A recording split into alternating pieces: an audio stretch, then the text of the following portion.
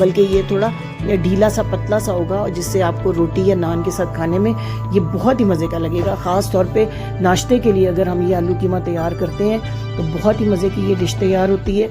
देख सकते हैं आप जो है ऑयल वो बाहर आ रहा है इसमें से आहिस्ता आहिस्ता, और बिल्कुल बेहतरीन कीमा जो है वो तैयार हो चुका हुआ है। आलू भी गल चुके हैं, कीमा भी मुकम्मल तौर पर गल चुका हुआ है। मुझे उम्मीद है कि ये रेसिपी आपको ज़रूर पसंद आई होगी, तो अपने वीडियो को लाइक ज़रूर करना है, अपने कमेंट्स में भी मुझे ज़रूर बताना है। इस रेसिपी को तैयार करें, तैयार करके मुझे कमेंट्स में बताएं कि आपको ये रेसिपी कैसी लगी और किस तरह ये बाकी जो आलू कीमा की रेसिपी है उनसे यूनिक है, डिफरेंट है और मज़े की है। अगर इस ज़मन में आपकी कोई फरमाइश हो तो वो भी ज़रूर अपने कमेंट्स में लिख भेजिए। आपके कमेंट्स जो हैं वो हमारी हौसला अफजाई के लिए बहुत ज़रूरी हैं। सबसे एंड पे कटी हुई हरी मिर्चें, थोड़ा सा हरा धनिया मैं डाल रही हूँ।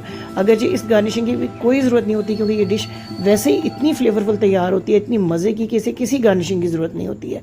आम घर के मसालों से तैयार होने के बावजूद